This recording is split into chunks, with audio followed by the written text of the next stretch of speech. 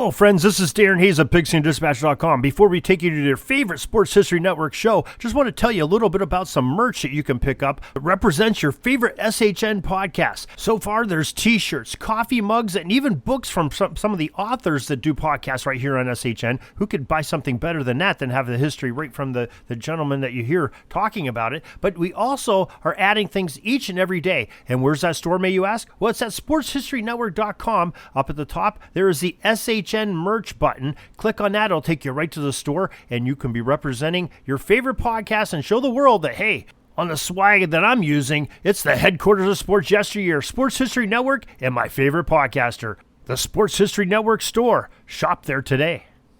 Let's admit it, we're football fans and we love to see some offense. We want to see points put up on the board, and it's always been that way for at least the last 100 years. But we're going to talk with Tim Brown of FootballArchaeology.com once again, and he's going to tell us about a team from 1915 that could put points on the board. Tim's up with the story in just a moment.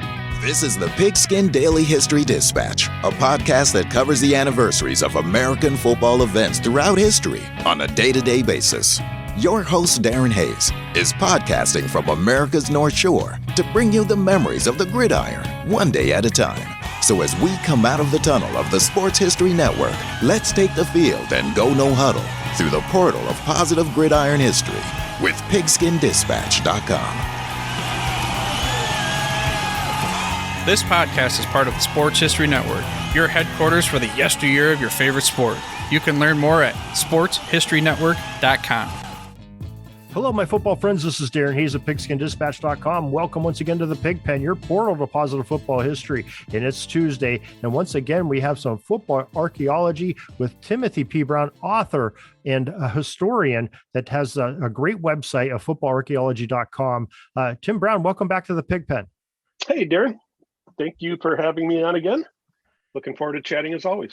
Yeah, this is a really interesting topic that we're going to talk about, the 1915 Brown Bruins, and have a very interesting story that you shared back on September 2nd, and really enjoying this one, and I think the listeners will as well. Yeah, well, actually, before chatting about that team, I think it was yesterday or the day before, an RPPC, so a real photo postcard of that Brown's 1915 team sold on eBay for $1,025. Wow. So, I mean, that's it's not like I've tracked it, over life, but that's, I think, the highest priced postcard I've ever seen. But, it has Fritz Pollard is on the team. So a lot of times especially older, African-American, football stuff, can command a pretty good price. It's an item that I don't think I've ever seen that one before until it was offered in that particular auction. And then, even like if for NFL people, Fritz Pollard was the first African-American coach in the NFL, back in, I think, 21 or, something along those lines. So, but just a couple of interests kind of collide, and all of a sudden you're paying some pretty big money Right. for a postcard. He was a tremendous player as well. I mean, I think every team that he went to, he really brought their game up quite a bit to a different level. So that's another reason to want to collect that, to have a legendary player. So yeah. Wow. Well, so the thing about that, the 1915 team, is Brown, I think, by and large, has been kind of a second tier program, and it was at the time. I mean, and I'm comparing that to Harvard, Yale, Princeton, Penn, and then, probably like West Point. Those were probably the premier, year after year premier programs. But they had a long-term coach at Brown, during some of that period. And, they have some pretty competitive teams. And so they actually, I think they ended up, they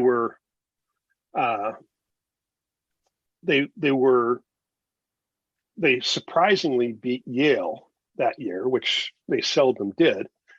But that was the Yale team, the 1915 Yale team. Frank Hinkie had come back to coach the team in 14. and they kind of struggled, and then they were really struggling in 15, and that was the year that the captain Alex Wilson fired the head coach. So he fired Hinkey, and he brought in Tom Shevlin to come in and kind of fix things up for the last couple of games of the year. But part of his being fired was Hinkey's being fired was that they lost to Brown. So it was. I think that's the last instance I'm aware of where, that was the last year Yale still had that the captain runs the show, kind of philosophy. But he literally fired the coach because his word was final. And then they switched things up at the following year. So that was kind of an interesting element of it, and even to kind of the perspective of Percy Houghton, who was the coach at Harvard, didn't even go, or he wasn't there for the Harvard Brown game because he thought it more important to go scout Yale. And coaches used to do that sometimes. Stagg did that a few times, and you read about it here and there. People did that. So I mean, it just kind of tells you that it was a real upset. Right. The head coach didn't even show up for the game. Well, it sounds so strange, but I think you explained it the last time we had you on. We talked about the first coach, when the word coach was used, just recently aired and as a podcast. And you explained to that the coaches really were important, not really as important game time as the captains were, like they are today. Yeah. So it's the captains called the plays. There was no coaching from the sideline. All of that, So practice week was. The practice week was done, so he could go scout the teams, and the captain takes over.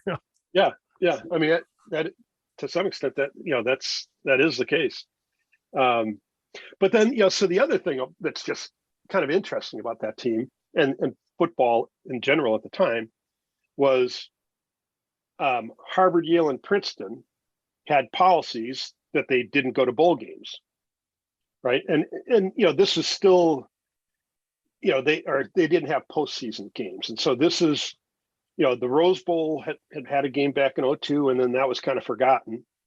And then they were restarting it for 1916. So they're inviting, the best team they could get from the East that played in the 1915 season. But, so Harvard, Yale, Princeton wouldn't go. And so, Brown ended up being, the best team that they could find. Who would say yes, and so then they did whatever the 5-day train trip out to Pasadena, but there were the Big Ten didn't allow teams to play in postseason games. They did allow Ohio State to play in the Rose Bowl. I think in 22, I think it was. And so just in general, and then even teams that did, where the school or the faculty allowed it, sometimes the kids just said, "Nah, we're done." They were just done with the season, and they'd already turned in their equipment, whatever. They didn't want to spend time away from family for the holidays, those kinds of things. So I mean, it was just a different world. We now so many teams playing bowls, to begin with, but. It's just kind of the expectation of, well, of course you're going to go to the bowl. But back then, a lot of times, teams had the opportunity to go, turned them down. But so Brown ended up, playing in the game, and then they lost to Washington State. So, that was kind of for the folks out West, that was a big deal. It was, kind of a credibility boost that one of their teams could play and beat, a team that's now, of the Ivy. Caliber. So, it's a big, kind of a big deal, for those folks. Yeah. So, okay. So we already said that Fritz Pollard was on that team. Was there anybody else significant on that team besides Pollard? Yeah. One of their,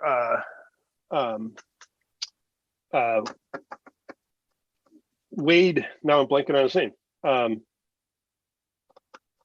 Wade. He was a guard or tackle. Wallace Wade, sorry. And so he was, he coached Alabama, took them, to a couple of Rose Bowls. and then he was the coach at Duke for quite a while, and they played when Oregon State played the Rose Bowl at Duke because of the bombing of Pearl Harbor. So the 42 Rose Bowl, Wade was still the coach there. So, but he and Pollard are probably the most famous of the Brown players that year.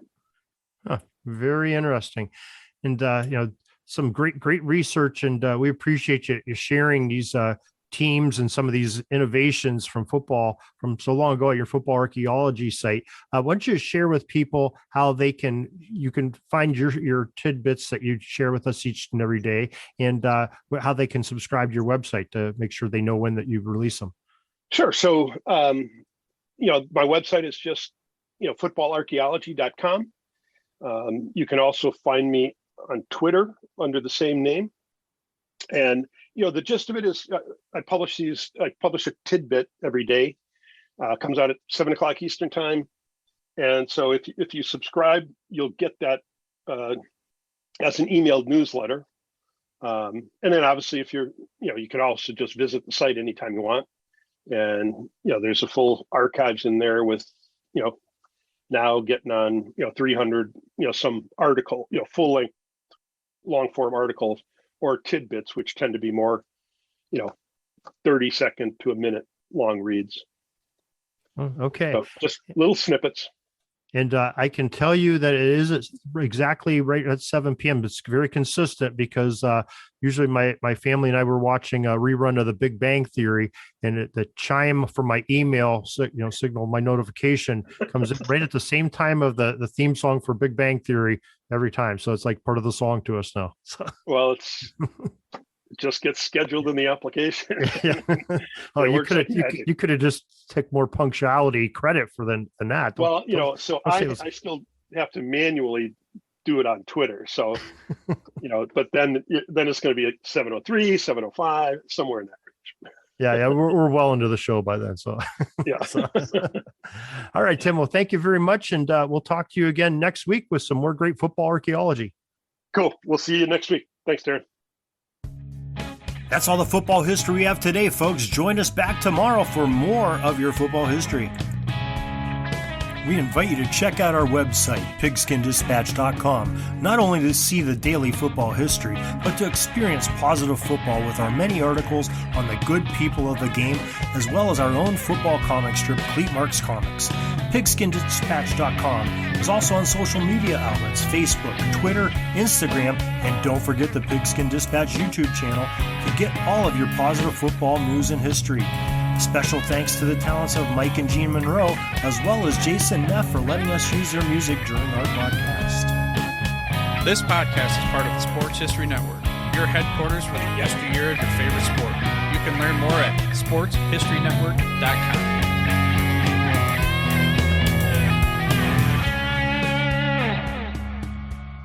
Hi, everybody. Dan and Andrew from Hello Old Sports here. We wanted to drop in and let you know about our latest episode. That's right. We interviewed the co-authors of Phyllis George, Shattering the Ceiling, a biography of groundbreaking broadcaster Phyllis George. And her life is really sort of a journey through 20th century America, from Miss America pageants to the Kentucky State House to the groundbreaking NFL Today show on CBS, even the Kentucky Colonels of the old ABA. We got into all sorts of stories about the Celtics under Red Auerbach, about the interview with Roger Staubach, about really all sorts of things, a fight between Brent Musburger and Jimmy the Greek. We really enjoyed talking with Lenny Shulman and Paul Volpone, who teamed up to write this book. The book is on sale right now, wherever books are sold, but, within reason. Garage sales, probably not. So go ahead and pick up a copy today. And if you want a chance to win the book, you can go to sportshistorynetwork.com/giveaways and register for a chance to win. Goodbye, old sports.